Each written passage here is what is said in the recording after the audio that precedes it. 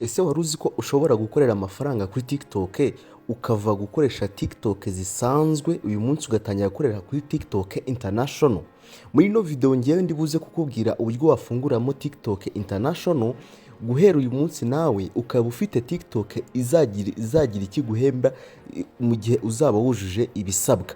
Uyu munsi ngiye kukwereka uburyo uri buze gufunguramo TikTok International kugeza birangiye, kandi nyuma ku musozo wa video ndaza kukubwira ibanga ushobora gukoresha ugatuma byibura ukabona uburyo iyo TikTok yawe yazamuka vuba mu gihe gito cyane, nawe ugatangira kubona amafaranga mu gihe gito cyane.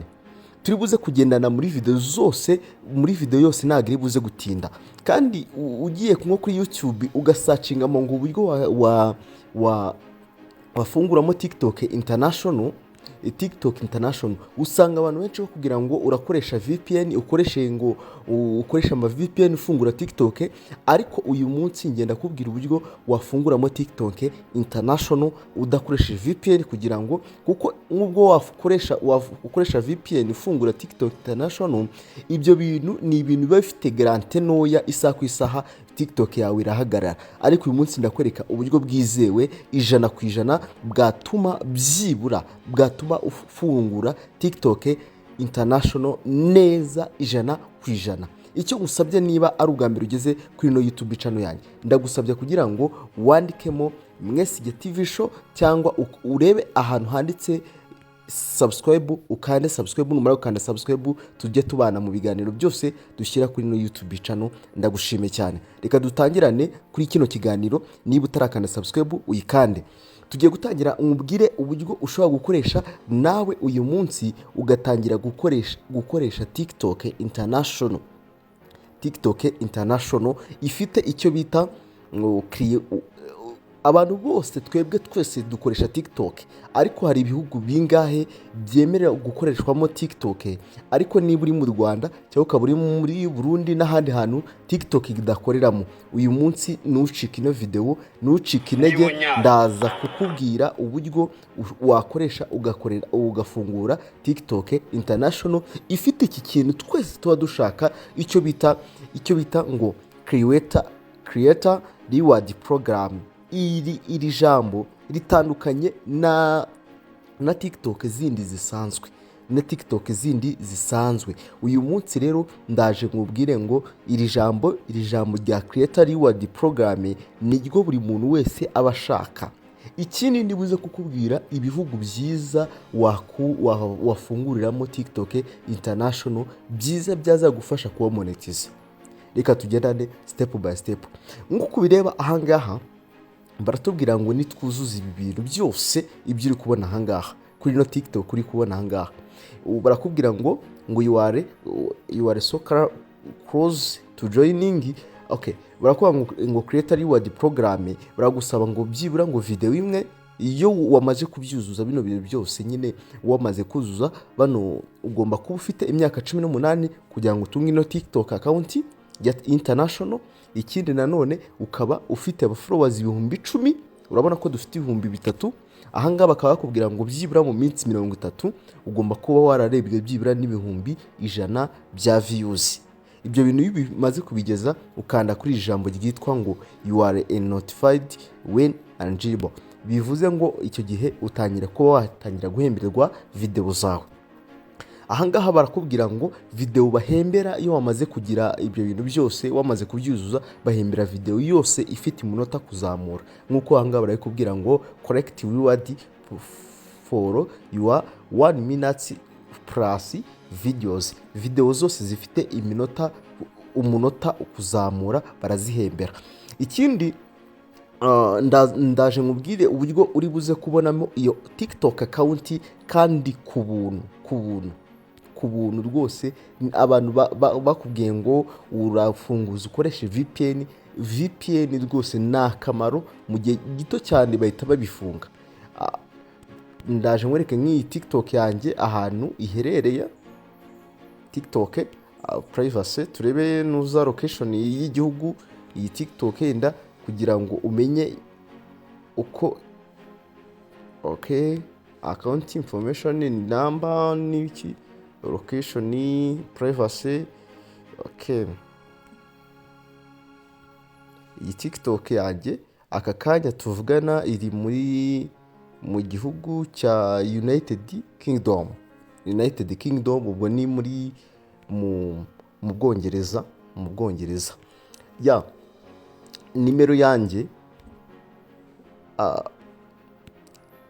abantu mwese mukeneye gufunguza TikTok International byibura zikajya zibahembera videwo zanyu ndabafasha kugira ngo mufungure TikTok, kuko nk'ubwije ukuri hari abantu benshi bafite TikTok ariko zikaba nta kintu na kimwe zibamariye. Urugero wenda si ibyo kubabeshya, hari TikTok nyinshi zagiye zifungurwa, reka ngende mbereka nka TikTok, ugasanga TikTok irarebwa birenze ariko ni TikTok isanzwe nta kintu izagufasha nyine. Urabona nk'iyi TikTok urabona ukuntu yarebwe cyane, nta video iri munsi y'ibihumbi 10 n'ibihumbi 100 kuzamura, ibihumbi 100 kuzamura nyine. Ni TikTok ikurikirwa birenze, ariko ikibabaje ni uko ino TikTok ari TikTok y'inyarwanda nyine. Ibaze ino TikTok none ari TikTok International, nyiri ino TikTok yakinjiza amafaranga menshi cyane. Si izo zonyine, abantu benshi bafite TikTok zitazigira zigira icyo zibamarira. Niyo mpamvu uyu munsi nakubwiye ngo ushobora kuba wafungura TikTok International aka kanya, ukaba watangira nawe gukorera amafaranga kuri TikTok.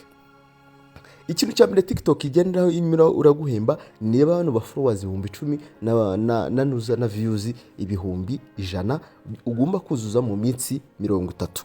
Ibyo bintu kubyuzuza byo urumva iyo wabonye followers views zo kuzuza ni igihe gito cyane. Ikintu rero aka kanya ugiye gukora, uraza unyandikire kuri WhatsApp yanjye, nimero ndayisiga muri description, unyandikiremo umbwire ngo nyeneye TikTok International, unyandikiremo uze kunyandikira kuri WhatsApp. Numara kunyandikira kuri WhatsApp ndagufasha. Ikintu ugomba kuba ufite kugira ngo nkuhe iyo TikTok, ugomba kuba ufite icya mbere ni nuza amazina ushaka gufunguramo TikTok yawe, nuza email cyashya itarigizwe ifunguzwa TikTok na rimwe. Ikindi nanone ukaba ufite na nuza nimero telefone. Ibyo bintu byose ukaba bifite, unyandikiye kuri WhatsApp nkuhereze full information, maze utangire nawe uyu munsi utangire ukorere amafaranga kuri TikTok. Nta kindi kintu bisaba. Ikindi kintu ikiza cyo kufunguza TikTok International, dore ibihugu byiza byemewe nk'uko nabigusobanuriye.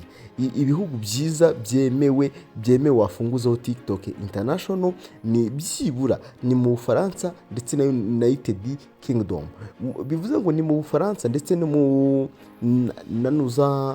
mu Bwongereza, ariko muri Amerika yifunguzeho TikTok International, iyo ugiye gukora icyo bita monetization, hari ibintu bagusaba, ibyo bita tax nyine, bakagusaba tini namba zaho, bakagusabya imyirondoro yaho.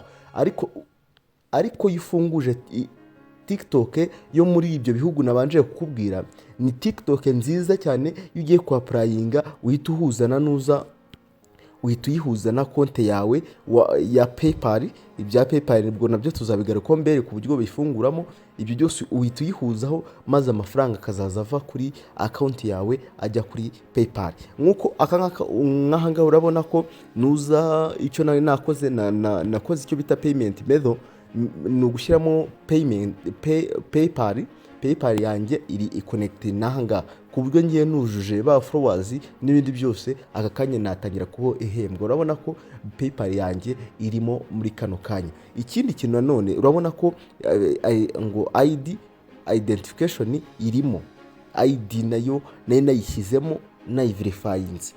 Yego, ahangaha niho ujya urabona ko bambwira ngo identify verified, bivuze ngo nuza ID yanjye iri verified, iri buzujwe.